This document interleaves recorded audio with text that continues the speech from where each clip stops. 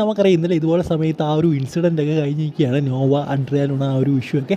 എന്തായാലും സ്റ്റിൽ എല്ലാവരും ചോദിക്കുന്നൊരു കാര്യമാണ് ആരുടെ ഭാഗത്താണ് തെറ്റെന്ന്. സോ ഞാൻ നേരത്തെ പറഞ്ഞിരുന്നൊരു കാര്യമാണ്, ഇവിടെ തെറ്റ് ചൂണ്ടിക്കാണിക്കേണ്ട ഒരു ടൈമല്ല. കാരണം കേരള ബ്ലാസ്റ്റേഴ്സ് ആ ഒരു രീതിയിലാണ് മുന്നോട്ട് പോയിക്കൊണ്ടിരിക്കുന്നത്. അത് 24 പോയിൻ്റേ ഉള്ളൂ. ഇനി എല്ലാ കളികളും വിജയിച്ചാൽ മാത്രമേ നമുക്ക് നെക്സ്റ്റ് റൗണ്ടിലേക്ക് പോകാൻ പറ്റുകയുള്ളൂ.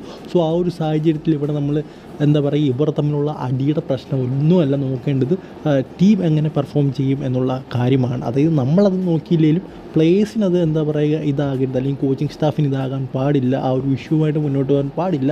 നമ്മളിപ്പോൾ നോക്കേണ്ടത് ആ ഒരു മോഹൻ ബഗാനുമായിട്ടുള്ള വിജയം, FC ഗോവയായിട്ട് ഉള്ള വിജയം, മുംബൈ സിറ്റിയുമായിട്ടുള്ള വിജയം, അതൊക്കെ വിജയം നേടിയെടുക്കാൻ മാത്രമാണ് നമ്മുടെ ഇപ്പോഴത്തെ ലക്ഷ്യം എന്ന് പറയുന്നത്.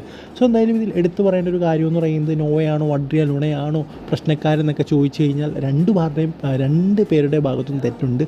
ഇത് നോവ സദോയ് ഉറപ്പായിട്ടും അത് എന്താ പറയുക ഇഷാൻ പണ്ഡിറ്റിക്ക് പാസ് കൊടുക്കേണ്ടതായിരുന്നു. എന്തുകൊണ്ട് നോവ സദോയെ ടീം 11 ആദ്യത്തെ 11 ഇറക്കിയില്ല എന്നതിൻ്റെ ഒരു ആൻസർ നോവ സദോയ് തന്നെ നൽകുകയായിരുന്നു നമുക്ക് ആ ഒരു അവസാന വിസിലിന് തൊട്ട് മുമ്പായിട്ട്. അദ്ദേഹം തന്നെ നമുക്ക് കാണിച്ചു തന്നു എന്തുകൊണ്ടാണ് നോവ സദോയെ പ്ലേയിങ് 11 ഇറക്കാത്തത് എന്നുള്ള കാര്യം.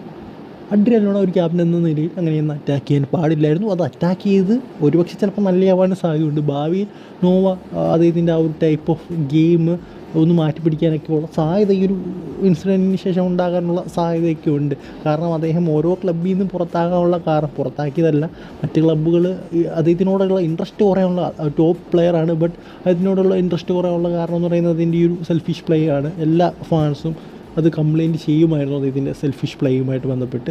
നിങ്ങളത് നോക്കിയാൽ മതി, FC ഗോവ ഒരു കൺസിസ്റ്റൻറ്റ് ടീമാണ്, ബട്ട് ആ ഒരു level of consistent Noah Sadaoui ടീമിലുണ്ടായിരുന്ന സമയത്ത്, FC ഗോവയിലുണ്ടായിരുന്ന സമയത്ത് അവർക്ക് കാഴ്ചവെക്കാൻ സാധിച്ചില്ല എന്ന് തന്നെ പറയണം. സോ എന്തായാലും ഇവിടുത്തെ ഒരു കാര്യമെന്ന് പറയുന്നത്, അതായത് നമ്മുടെ കോച്ച്, അതായത് TG പുരുഷോത്തമൻ, തോമസ് ജോർജ്, ഇവർക്കെങ്ങനെ ആ ഒരു ഡ്രസ്സിംഗ് റൂം മെയിൻറ്റെയിൻ ചെയ്ത് പോകാൻ സാധിക്കും, അതാണ് ഏറ്റവും ഇമ്പോർട്ടൻ്റ് ആയിട്ടുള്ളൊരു കാര്യമെന്ന് പറയുന്നത്. മോഹൻ ബഗാൻ സൂപ്പർ ജയൻസിൻ്റെ നിങ്ങൾക്കറിയാം എല്ലാം മികച്ച താരങ്ങളാണ്. അങ്ങോട്ടും ഇങ്ങോട്ടും റീപ്ലേസ് ചെയ്യാൻ പോലും പറ്റാത്ത, അതായത് ഒരാളെ ഇറക്കിയിട്ട് ഒരാളെ ഇറക്കാൻ പോലും പറ്റത്തില്ല, അങ്ങനത്തെ ഒരു താരനിരയാണ് മോഹൻ ബഗാൻ സൂപ്പർ ജയൻസ് ഉള്ളത്. പക്ഷേ ആ ഒരു ഡ്രസ്സിംഗ് റൂം വെൽ മെയിൻറ്റെയിൻ ചെയ്തിരുന്നു ജോസെ മൊറീനോ. സോ അത് തന്നെയാണ് ഇവിടെയും ചെയ്യേണ്ടത്. നമ്മുടെ ലെഫ്റ്റ് വിങ്ങിൽ ഇഷ്ടംപോലെ താരങ്ങളുണ്ട്. സോ അവരുടെ എന്താ പറയുക മെയിൻറ്റെയിൻ ചെയ്യണം. ഒരു സമയത്ത് ഒരാൾക്ക് ചാൻസ് കൊടുക്കുക, അടുത്ത സമയത്ത് മറ്റു താരങ്ങൾക്ക്, അങ്ങനെ ഒരു ഷിഫ്റ്റ് കൊണ്ടുവന്നാൽ നല്ലതായിരിക്കും എന്നാണ് എനിക്ക് തോന്നുന്നത്.